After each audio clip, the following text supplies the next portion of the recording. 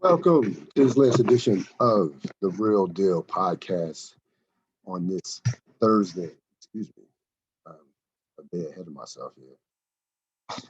On this Wednesday, December 9th, 2020, recording this on a Wednesday evening. We got a couple more days in the week before the weekends here. As you've gotten through hump day, recording this on a Wednesday evening. I'll have this podcast out sometime tomorrow, if not later on this evening. This is, of course, Cyril, Gerald-Quinn. Just a lot to talk about, discussing the world of sports and pop culture. We're going to begin with today's headlines. Coach K not happy about playing basketball during these COVID times. Coach Mike Krzyzewski, after a 15-point, ass whooping at the hands of the Illinois Illini, who are very good this year, by the way. And you look at both Duke's losses this year; they have been to top 10 teams. Michigan State last week and Illinois last night. So it's not a major concern for Duke losing to two top-ranked teams, top Big Ten teams, top 10 teams that are in the Big Ten. But that's not the story here, nor near here. That's not the story in regards to them losing the game. The story is Coach K, who for the first time, this is the first time since COVID started, I've heard a coach, college or pro, publicly come out and knock their own institution, not their own institution, but knock their own sport for playing games.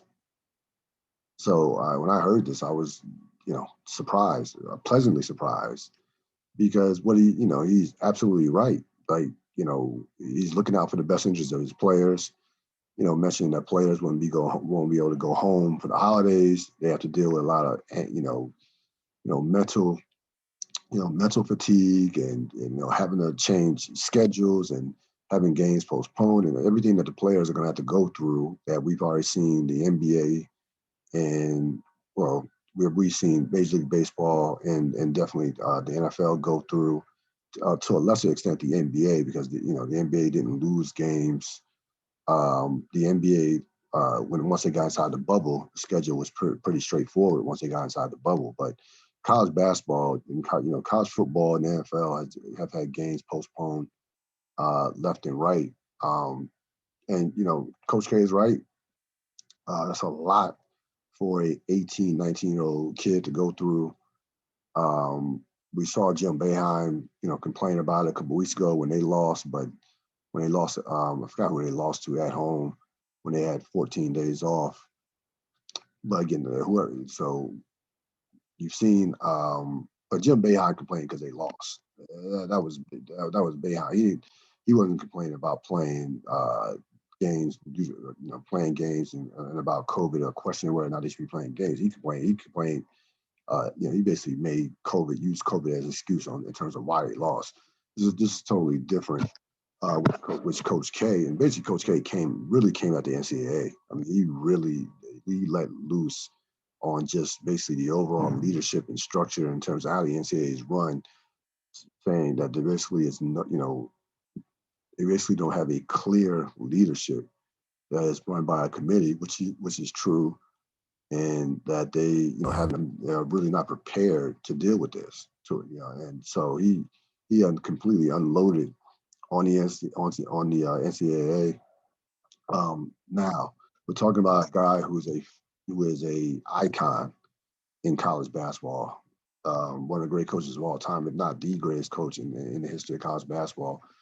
When he comes out and speaks this way, there are going to be rippling effects that are going to be felt throughout college basketball and through the NCAA with this. It's not just some Division II coach coming out and protecting his kids. This guy is an all-time great. And, I wonder, I don't expect the NCAA to shut down a season behind this. They're still going to try, like college football, like the NFL, try to collect every single dollar known to man. But you wonder if more coaches are going to feel comfortable in terms of speaking out, because with Coach K's following Coach K's comments. So that'll be something, something to keep your eye on. But again, I really was surprised to hear those comments. Again, I hadn't seen any coach, college or pro, come out and knock their league or their sport for playing games through COVID. Of course, Michigan Ohio State game was called this weekend, or called on Monday. But despite that, Ohio State will be eligible to play in the Big Ten championship. The Big Ten voted today to eliminate, to basically eliminate this rule where you have to have at least played 6 games to be Big Ten championship eligible. Ohio State, of course, goal is ranked number 4 in the country, or ranked number 4 in the college football rankings that came out, the most recent ones that came out last night.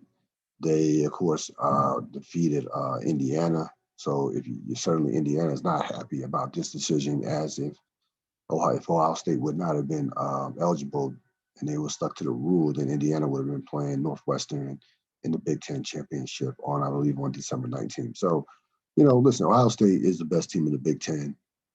They beat Indiana.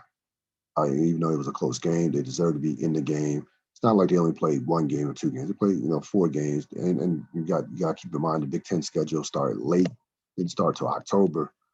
So I really don't have a problem with this.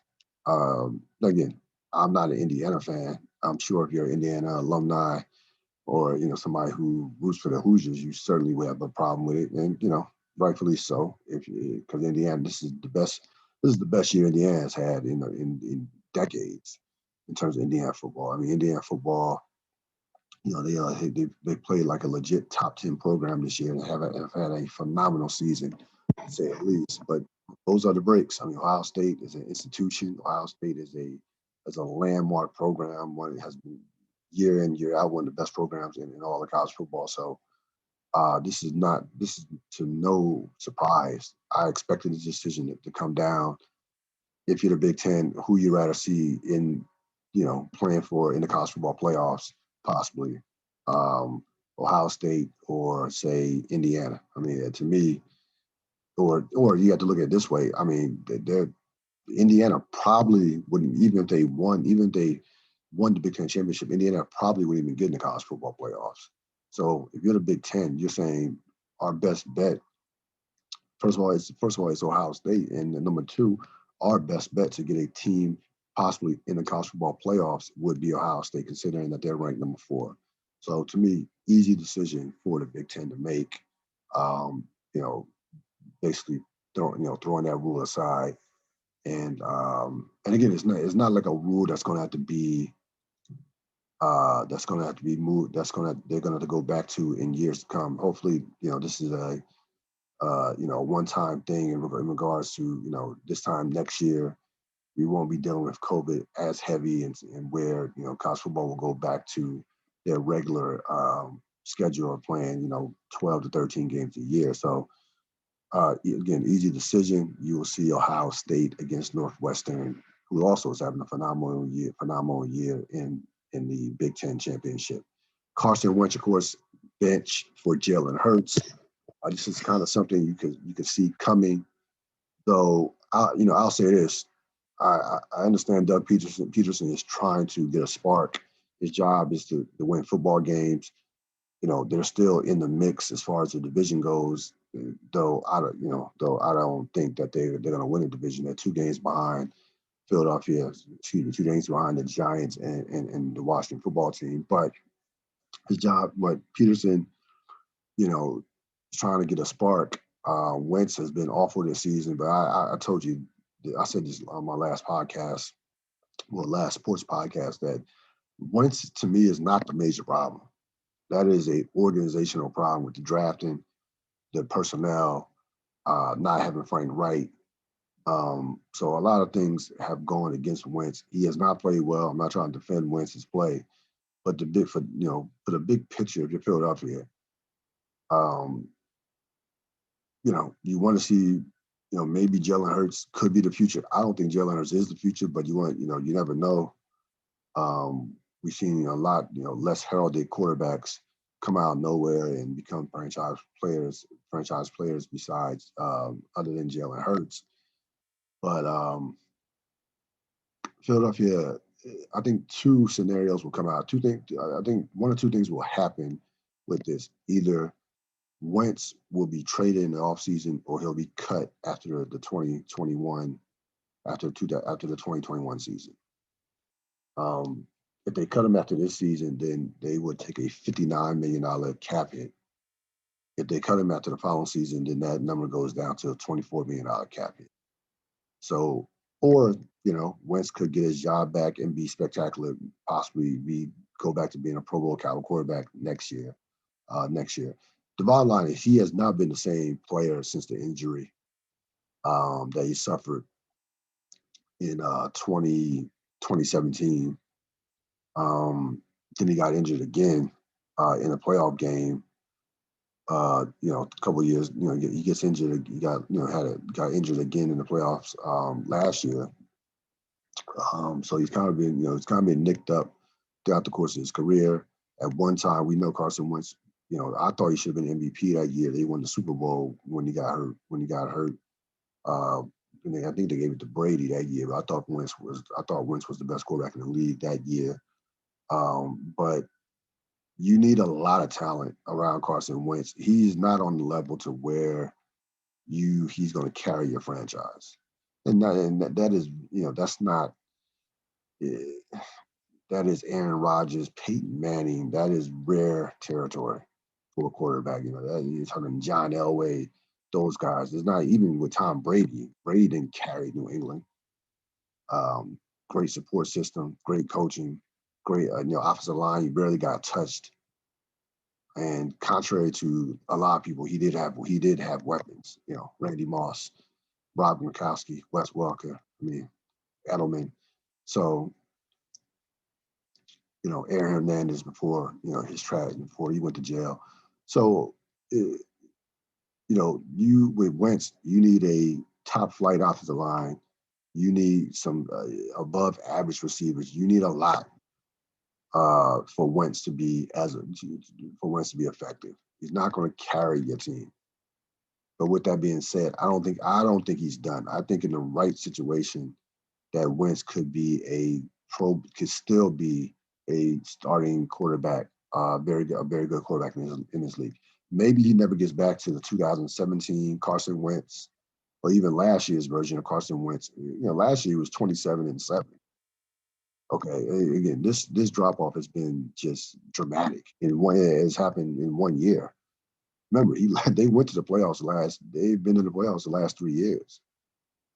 And Wentz led them basically by himself last year. But the wheels have completely come off this year. 15 interceptions, which leads the league by a lot. Only 16 touchdown passes. I think out of the 32 starting quarterbacks, I think he might be the worst rated quarterback out of the 32 starting quarterbacks in the league. So again, Philadelphia goes to Jalen Hurts. Again, I watched Jalen Hurts a lot in college between Alabama and Oklahoma. Had an excellent career, won a championship, played well. Certainly played great at Oklahoma last year. But he's not. Jalen Hurts is not a franchise quarterback. He's not a guy, to me, that's going to be a starting quarterback in this league. I just don't. I just don't feel it. I don't believe it that he will be that type of quarterback. I think he'll be I think he's an excellent backup. I think he's a guy that will have a long career as a guy that can come in, provide a spark, situational plays, downs. Maybe you can use him like the Saints, use Taysom Hill. But I don't think I don't believe in Hurts as the guy. And again, he drafted him with a second-round pick. That could have been a pick, to kind of bolster the wide receiver core. It was a deep receiving draft this past, in 2020. or you could have bolstered that offensive line. So again, big story to me as far as Philadelphia. Number one, the reason why they're in this predicament is they've been poorly run as far as personnel and personnel decision making over the past 2 to 3 years. That's all it is to it. That roster has completely eroded. And Doug Peterson, some of the shine has been knocked off Doug Peterson. Again, it could be a case. I was talking to a friend about this a couple of days ago. Could be a case where Frank Wright was the better coach, similar to Bruce Arians versus Chuck Pagano a few years back when they were with Indianapolis. So that definitely could be the case. But regardless, Wentz out, Hurts in for the Philadelphia Eagles. Don't look now if you're a fan of the, if you follow the NFC East, you have the Giants and Washington on top of the division following it has to be 2020 because the Giants go out there and shut down Russell Wilson, and Washington snaps Pittsburgh's unbeaten streak in Pittsburgh. I'll begin with Washington. That game was basically one play away from being completely getting out of hand when they have the goal line stand at 7-0, and they stop them. Now Pittsburgh gets another touchdown and goes up 14-0, but they easily could have been 21-0. Easily could have been 17-0. You give Ron Rivera a lot of credit. The defense has played well. They're legit top five defense. They get to the quarterback, excellent defensive line, and you can see the culture. You can see Alex Smith has stabilized the quarterback position. Though he's never going to be spectacular. I don't think he'll ever be back to the level that he was once when he was with San Francisco or even Kansas City for that matter. But he doesn't turn over the ball. And he actually played well in the Pittsburgh game under duress as he was getting knocked around left and right. But again, you have an adult at the quarterback position. Basically, you have somebody who's competent at the quarterback position. They still have a lot. Washington still has a long ways to go as far as offensively. They don't scare you, but give Rivera credit, give the defense a lot of credit with Jack Del Rio. Probably the best win that franchise has had in going back to 4 or 5 years, at least 4 or 5 years. I can't remember the last time they had a win that maybe they beat Green Bay a few years ago the last time they made the playoffs was 2015. I think 2015 last time So I think they destroyed Green Bay on a Sunday night game, and then Green Bay got their revenge in the playoff game. But it's been a long time since they had that caliber of a win. And again, I don't, COVID or no COVID, pandemic or no pandemic, no fans or no fans, that is a big time win for that franchise. You can kind of see this coming. Well, Vegas saw it coming. And it's funny. So Pittsburgh had a couple of games where leading up to this game where they weren't playing great. Kind of been off schedule. They played Baltimore. So Pittsburgh's coming off a short week, so they played last Wednesday. They had to come back and play Monday. The odds makers come into that game. I didn't even look at it before the game. I looked at it during the game. It was only 6.5. And you figure undefeated team versus team that's coming in at 4-7, you'd say they would at least be a 10-point favorite. So Vegas knew something in regards to that. And Pittsburgh was missing players due to COVID as well. But regardless, there's no not making excuses for Pittsburgh losing. But things were kind of lined up for Washington to possibly steal that game. They kept it close and they stole it at the end. Again, give their defense an awful lot of credit. Pittsburgh could have put that game away 3 or 4 times in the first half. defense, their defense kept them in it within striking distance, and then Alex Smith got hot in that third quarter in the second half, and they made enough plays to get a 23-17 victory over the Steelers. As far as the Giants go, again, the Giants have lost a lot of close games this year.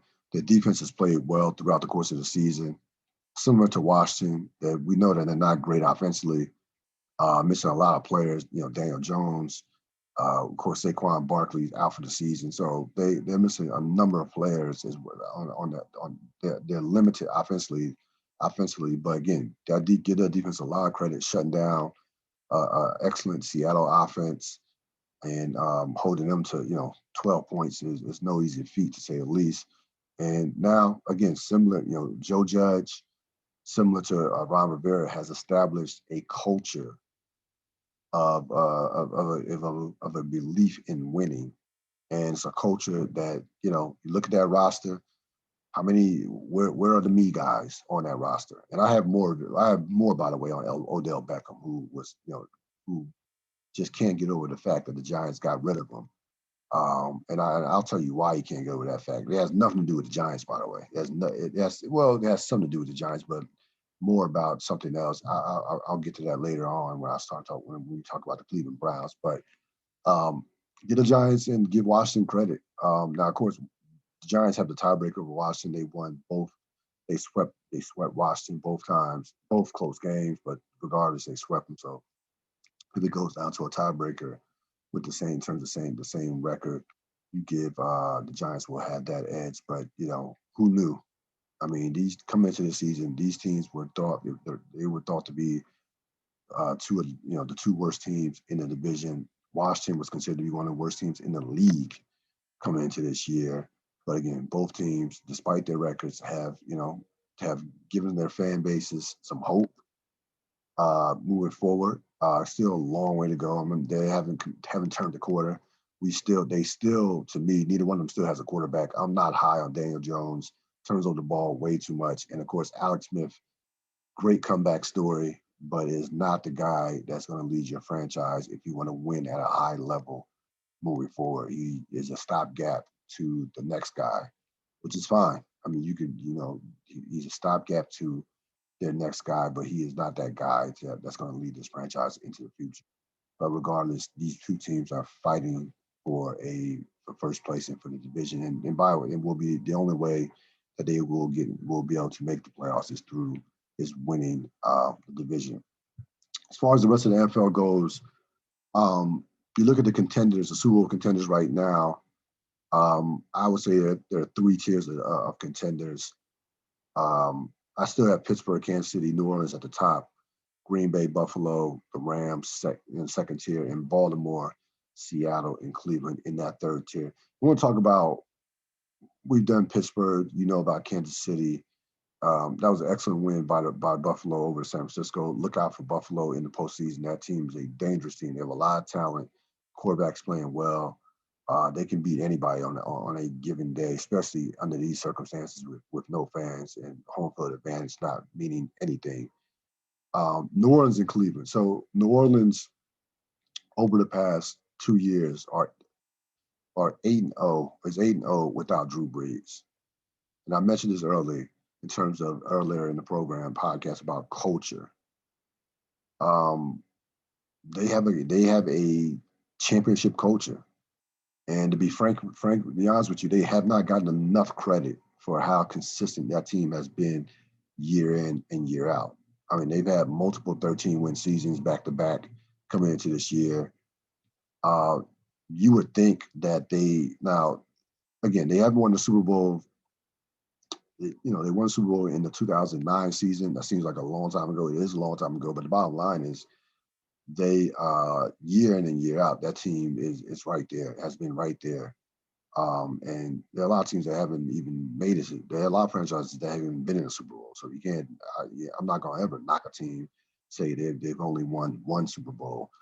But that team has been one of the most consistent teams over the last half decade and has been knocking on the door. And right now, frankly, playing the best football in the league right now. That defense has been shut down, has been locked down. They play to their strengths with the running game, the offensive line. And again, Sean Payton has been a master as far as scheming scheming for, playing to the strengths of his quarterback. He did with Bridgewater last year. He's doing it with Taysom, with Taysom Hill this year. And Hill, by the way, has improved over the course of his the last couple of starts. He was shaky in the first start. He's played better in the last two starts. So give New Orleans a lot of credit for, I think playing the best football in the league right now. And they have a matchup against Kansas City in a couple of weeks. Look forward to that. Their defense against Kansas City's offense. As far as Cleveland goes, listen, Cleveland has been the punching bag, and rightfully so, for the better part of the last, forever. I'm not going to sit up here and tell you that I think Cleveland can win a Super Bowl, but we know that Cleveland is loaded with talent. They have a great offensive line. Mayfield has played well. Say what you want about him, and I'm not a Baker Mayfield fanatic by any such imagination, but he has played well over the past month or so. And they play to their strengths. They are going to run the football down your throats. They have two running backs, Chubb and Hunt, that are both nearing 1,000 yards. They have a top offensive line. They have a beast in Myles Garrett, who one of the best defense players in the league. And there's one guy that's missing that has not impacted them as far as wins and losses, and that's Odell Beckham. I wonder why Odell Beckham is feeling feeling kind of salty right now, because the teams don't need him. The Giants don't need him. The Browns don't need him. That's why he's pissed off. Teams are winning without him. Okay. All you Odell Beckham fanatics and stands who defended, he's misunderstood and this, that, and the third, when he destroyed that locker room in New York. And when, comes to Cleveland last year, not productive. This year, was having a better year. But again, the team has not missed a beat since he got hurt. They have not missed a beat whatsoever without him. And that says a lot. You have two franchises playing their best football in a long time without Odell Beckham Jr. Just look at the wins and losses. I don't care about numbers. Look at the wins and losses.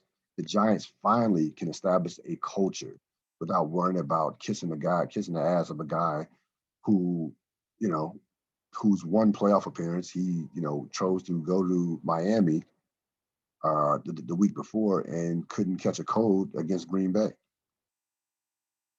So, if you're a franchise, you're building a franchise, you're a young general manager, you're developing a franchise, you're drafting personnel, you don't need guys like that on your team to win, period. I don't care how talented they are. You don't need guys like that on your team who are going to demand that, who are going to make it all about them and just kill your locker room, who are not going to hold themselves, who are not going to, have any type of accountability whatsoever, which Odell Beckham has not. I mean, he's still blaming the Giants, and still, the coaches had it in for him and all this nonsense. Why are you worried about the Giants? You're on a team, I know he hasn't played because of the injury, but the bottom line is you're on a team that's 9-3. That's going to make the playoffs, and that could be a tough out in the playoffs. Why are you talking about the Giants? And that tells you all you need to know about Odell Beckham Jr. He's on a 9-3 football team, and he's talking about his ex team that he's been, that he was traded from. Not this year, last year. So, shout out to New Orleans and Cleveland, playing great football right now. Cleveland has a showdown against Baltimore on Monday night. They have some payback because Baltimore, frankly, embarrassed them the opening week. I think it was 38-0. But totally different teams right now. Baltimore, of course, had a nice win against Dallas, which nice team to get fat on if you're coming in with a losing streak playing the Dallas Cowboys. But that'll be an interesting matchup, strength on strength. That Baltimore defense versus that Cleveland offense. So, and of course, New Orleans. I believe New Orleans plays Philadelphia. Yeah, Hurts, and that's not a team that you want to make your starting debut against that defense. That's one of the best pass defenses in the league. They've been the best defense in the league over the past 4 to 5 weeks. That New Orleans defense has been absolutely lights out. I mean, they've been unbelievable. Kansas City leaking some oil right now. Again, I still think pound for pound, gun to my head, I'm picking Kansas City to win the Super Bowl again, but have not played well over the last month. They played a number of close games. Could have easily lost to the Raiders a couple of weeks ago. Carolina a few weeks back struggled against them. Struggle against Denver on Monday night. On Sunday night. So, it's nice that you can struggle and still keep winning, but just something to keep your eye on with Kansas City, especially offensively. The last couple of weeks they've struggled in the red zone offensively, which is very rare for them with that quarterback with all the weapons that they have. But not a major concern. As long as you have Mahomes, they should be fine. Momentum in terms of Aaron Rodgers is starting to pick up with the MVP. 36 touchdowns, 4 interceptions. Another spectacular game. First half against Philadelphia, he couldn't miss a receiver. I mean, I think at one point he was like 12 for 13. 12 for 13. Again, does not it really? You look at he reaches 400 touchdown passes. He has a chance to reach 500 touchdown passes and under 100 interceptions, which is just insane. I mean, yeah, of course, easily has the best touchdown to interception ratio in NFL history, the number 1 rated quarterback in NFL history in terms of quarterback rating. The people just said that Aaron Rodgers was on the decline, and it's something I didn't pay attention. I paid attention to last year, just laughing at media members that just wanted. And it was the media that wanted to create this narrative that the guy, had slipped, had considerably slipped, and it was comical. It was absolutely comical, and not a good reflection on Mike McCarthy, to be honest with you, because you look at Green Bay's record under Matt LaFleur, they are with 13-3 last year. They are 22-6 under LaFleur with an NFC Championship appearance last year. So, and you look what Mike McCarthy has done in Dallas. Now, again, injuries on the offensive line and with Dak Prescott, but that team, there are times where that Dallas team has not showed up. Play calling hasn't been the greatest. So we'll see if McCarthy can last through the year, but certainly Green Bay. Green Bay. Listen. I think this year with the NFL, I was talking about this with Kansas City. It's not a dominant team, and you may be able to steal a Super Bowl this year. I said this last week. I think COVID is going to have an impact on these playoff games and the Super Bowl in general. I really do. There are too many outbreaks. You see what's going on with Baltimore. I think it is. And I think, to me, just get in the playoffs. Just get in the playoffs and take your chances. Really no home field with no fans. I think a team we might get one of these. Might be one of these weird Super Bowl champions that is unexpected. I would not be surprised. Wouldn't be in the least bit surprised if that were to take place.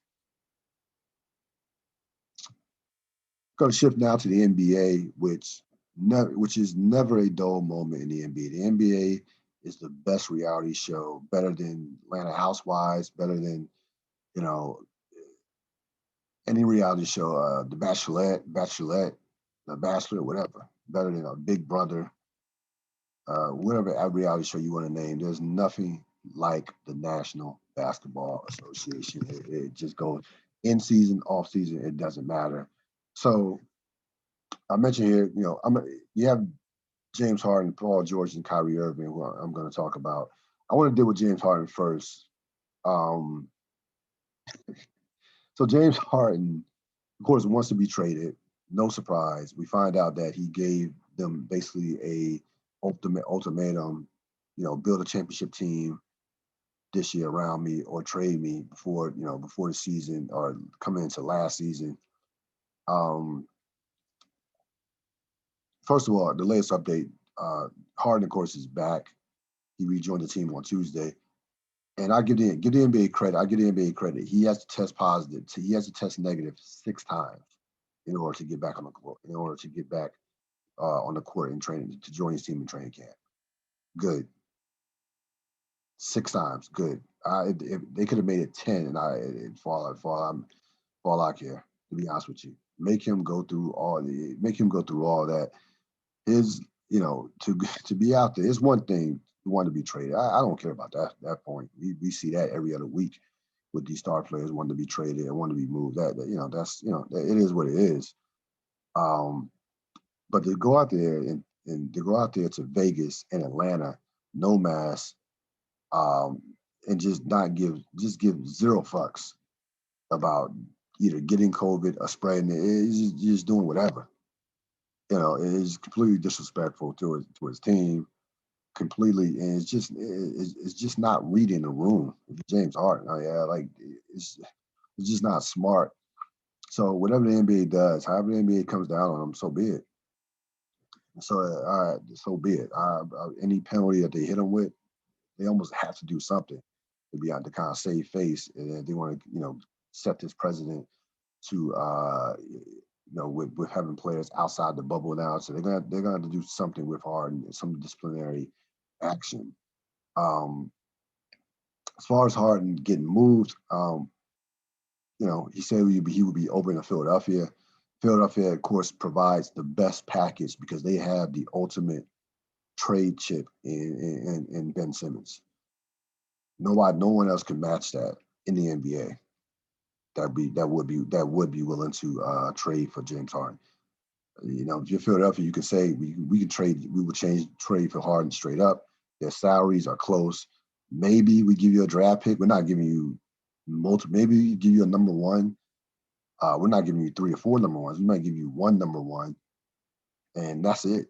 Like, all Ben Simmons is an all-league player. He's 7 years younger. He has a chance to be. I think Ben Simmons could be has a chance to be a transcendent talent. I think he's that.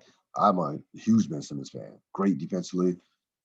So if I'm Philadelphia now, again, I don't think this trade is going to happen immediately. I think Philadelphia is going to see what type of team they have to start off the season.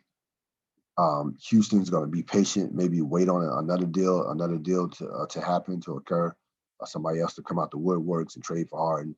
So I think Harden will start the season with Houston, but he is not.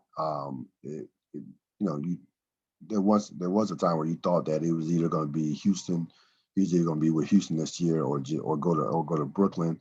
That's not that's not lock and key right now. Brooklyn is still in the conversation, of course, but to me, if I had to guess on which team James Harden would be moved to, it would be Philadelphia 76ers because they have Ben Simmons.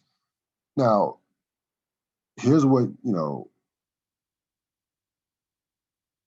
I've been hearing a lot about do players have too much power, especially in the NBA? And my answer is no. And you know why players don't have too much power? They still are underpaid, believe it or not, especially the superstar players. They're still underpaid as in comparisons to, like, players should be receiving about 75% of the revenue, to be honest with you. Yeah, they're at 51% right now to be with the revenue revenue split, they should be receiving close to 70%, if not more. Um, if you have a top flight organization, or if you're even competent organization, or if you're an organization that's not afraid of the superstar player, then you won't have too many problems. You know, Jerry Buss a long time ago told Kobe Bryant, like Kobe Bryant came into the 2007 2008 season. They're coming off a second straight first round exit to the Phoenix Suns. Kobe, this is prime Kobe, of course. Um, he's best player in the league at this point, and he demanded to be traded in that offseason. He demanded to be traded. Jerry Buss said, "No, we're not going to trade you." And they end up trading Paul Gasol, and they went to three straight finals and won back-to-back championships in 09 and 2010. That is a competent organization standing up to a player or being or number one, and number two, um, putting players around them that can that will allow them to compete for a championship. 2 summers ago, Houston had a championship caliber team. They came within inches of beating Golden State, took them to a 7 game. And this is Golden State, Kevin Durant. This is all-time great Golden State team that won back-to-back championships, fully healthy. Okay. Well, I know Iguodala got hurt, but they had the big four in regards to Durant, Curry, Thompson, and Draymond Green. So that team that Houston had was a championship team. They just happened to run to Golden State. You lose to Golden State the following year I know, disappointing without Durant, but still take them to 6 games and still play them, you know, play them, push them in where you were up to, where you were 2-2 up, not up 3-2, but you were 2-2, you know, um, and they could have won, could have won that series, came up short. So all of a sudden you decide, you know what, I don't like Chris Paul anymore, or the fact that Chris Paul was calling James Harden out for just standing around when he doesn't have the ball, which he does. You move James Harden, you move Chris Paul for Russell Westbrook, you trade all your assets, and that turns out to be a disaster. Now that turns out to be a disaster because you now move Westbrook a year later, and you in essence have no assets. And Chris Paul goes to a team and leads an Oklahoma City team, which was supposed to be a lottery team, to a game 7 against Houston this year. So they allowed James Harden to basically run their franchise, and he has ran their franchise into the ground with some of these moves that they've made. And is James Harden a superstar? Absolutely. Is James Harden an all NBA player, MVP candidate every year? Absolutely. But if you are a organization that knows what they're doing, if you're an organization that believes in your and you've developed, I mentioned earlier in the program, if you develop a culture, then that none of that matters in regards to how big the player is. None of that matters because you tell the player, hey, listen, this is what we're going to do. This is the best means. This is the direction that we're going to take our organization with. We're going to add to you and Chris Paul. We're going to take another shot at Golden State. And if they would have, if imagine the Chris Paul, the way he played this year on Houston. Now, would they have beaten the Lakers? Probably not, but they would have been much more competitive. It would have been a much more competitive series. Because Chris Paul, frankly, was a much better fit than Russell Westbrook was. And anybody with 2 eyes would have knows that. Chris Paul was second team All NBA this year. So getting back to my original point, no, players don't have too much power. But what happens is players are smart. Players are smarter than ever in regards to knowing who can coach, knowing a poorly run organization when they see one. So players are smart about that. And if there are any holes or leaks in your organization, players gonna exploit it, and they're gonna use it to their advantage.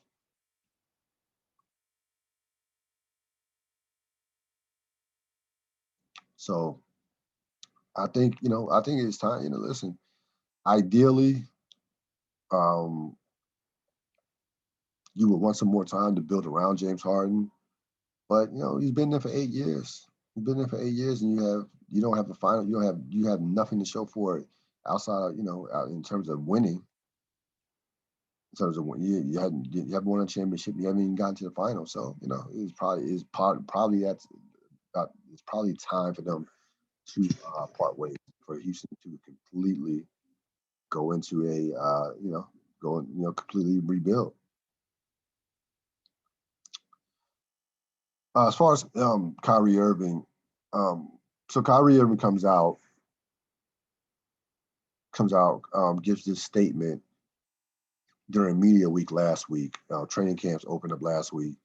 I saw everybody interviewing via Zoom last week. I saw Kevin Durant, saw Anthony Davis, LeBron James, every player, Russell Westbrook, everybody. So everybody's doing interviews, okay? Everybody, no matter how big the star, whoever, everybody's interviewing, doing interviews, talking to the media, except Kyrie Irving. Kyrie Irving sends out this bullshit statement. Um, talks about COVID and a whole bunch of other things, but basically, as an excuse to not, just doesn't want to talk to the media for this particular week. And you look at Kyrie Irving. There's a reason why he's been traded multiple times. That he's been. I mean, there's a reason. There's a reason why he cannot be a number one guy on a championship team. There's a reason why Boston got better without him. Okay. Yeah, you think about Boston with that. You think about Boston. Boston went to two Eastern Conference Finals. They made two Eastern Conference Finals appearances without Kyrie Irving. And I don't know what happened to Kyrie from the time Cleveland won the championship to where he's at right now, but it's gotten to a point where I wouldn't even want him on my team, to be honest with you. I honestly would not want him on my team. There are a lot of great point guards in the NBA. Point guard is a rich position in the NBA. A number of top flight point guards, young and old, and he's gotten to the point where he's just not worth the aggravation. He's not worth it. Now, he didn't come out and say that he wasn't going to talk to the media for the entire year, but if he did choose to make that decision, like, I'm gonna be honest with you, if I were a media member, I honestly wouldn't care if Kyrie didn't speak. To be honest, to be totally honest with you, it's not like Kyrie is the most compelling interviewee. Um, he's not Shaq. He's not Michael Jordan here. They're doing interviews. He's not LeBron or whoever. He's not going. He doesn't give you. Yeah, he gives you some content, but it's like, yeah, okay, Kyrie. He says a lot of weird stuff. Says a lot of strange stuff. Um, Again, I can't wait for the NBA season to start to watch that. Outside the Lakers, that will be the team that I'll be watching the most this year, the Brooklyn Nets. I absolutely cannot wait for the season to start to watch that team, with that locker room. And lastly, of course, we had Paul George calling out Doc Rivers on the All the Smoke podcast, which the full episode comes out tomorrow. But they came out with a snippet of like a 5.5 minute cut snippet of it last week with Steven Jackson and Matt Barnes. He calls out Doc Rivers. Here's the thing about Paul George and guys like that. I see why Paul George comes up small in big moments and has had a history of coming ever since 2013. Now, 2013, he played well. The team got to the Eastern Conference Finals. They got to the conference finals in 2014 as well. So, he's had some moments in the playoffs, but for the most part, last 3 or 4 years, Paul George, has been, horrible in the playoffs. Last year, he was dreadful. But one of the reasons why he keeps coming up small is there's just no accountability. And, it's the coach's fault, it's the player's fault, it's everybody's fault except Paul George's fault. And again, he's calling out Doc Rivers, and I thought Doc Rivers had a perfect comeback. He said to it, a perfect response. He says, "Well, I don't think it's going to change that much because a lot of the stuff, some of the stuff, some of the calls, some of the strategies came from Ty Lue." And you could take that and say, "Well, he's knocking Ty Lue." I think that I take that as to say that he had a lot of respect for Ty Lue to allow Ty Lue to have that level of say in making calls and strategies and implementing parts of their offense and what have you, So, and Doc is right from that standpoint. Though I probably wouldn't even respond to Paul George. He's in Philadelphia. He has a good team. The Clipper disaster is done from the NBA bubble. But with a Paul George, again, that is a guy that you will never win with if he's your number one. I'm starting to think even if he's your number two at a high level. I think as it got to a point where Paul George, he's not reliable. He's not reliable. I just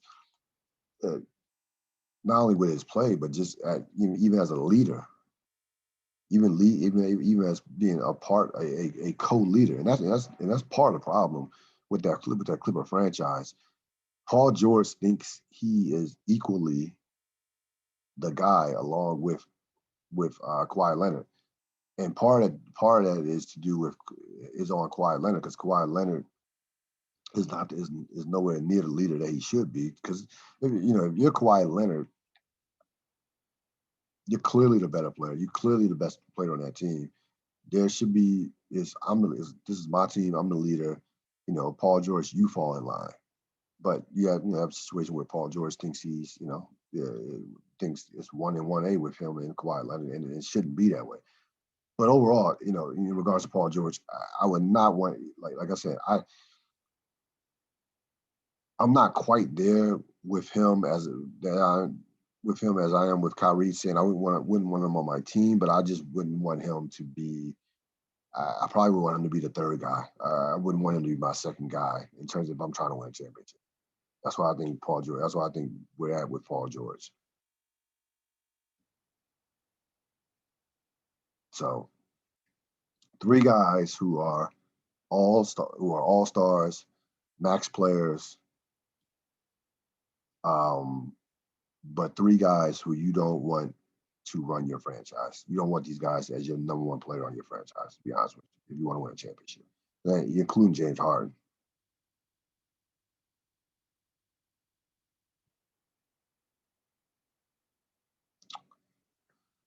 Couple of real thoughts. So Power Book 2 Ghost Return. I gotta be honest with you, there's a lot. There's a lot going on in this episode, but the problem is the layoff. I mean, a 2-month layoff. It's gonna take me a couple episodes to get back into it. Clearly, they're going in a direction to where the Tejadas are going to basically implode between, Kane and Monet, and then the father's in jail. It's a lot going on with them, and you got Drew, and I forgot the daughter's name. I forgot her name already. You got them doing their own thing, going to Stansfield, chasing Tyreek, and Drew's chasing the basketball player. So it's a lot of moving pieces. What I took away from this episode is, number one, of course, 2-Bit gets out. And I think he might still be dating Courtney Kemp. I believe he is.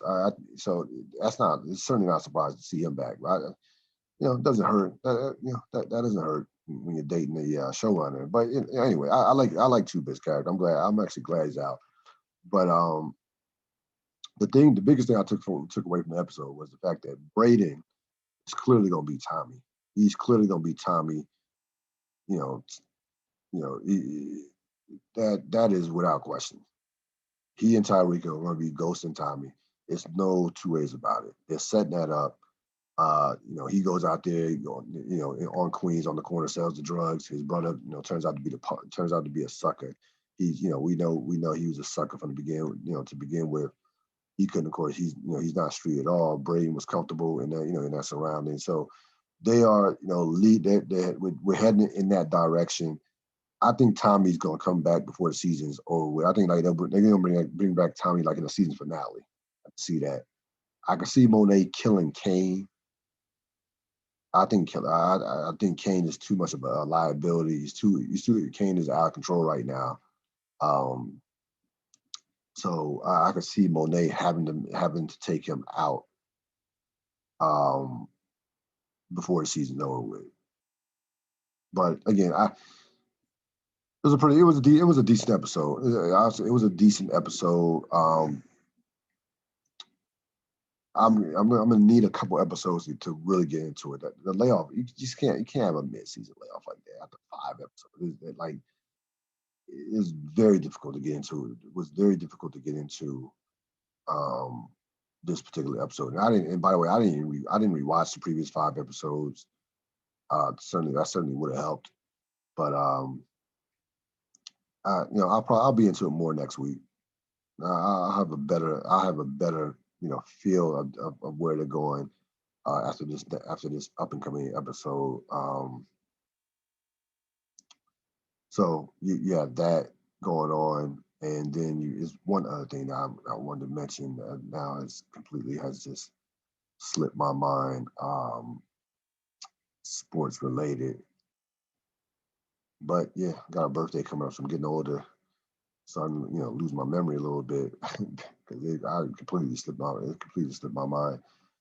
So be on the lookout for our latest edition of the Real Deal podcast, The Wire Remix. We did an episode with Robert Sapp, and then of course this was a big episode, Middle Ground. One of my favorite episodes to do that we've done over the course of the last of the first 3 seasons. A great episode to watch, a great episode to do. Check that out. That's out right now. And of course, I will see you next time.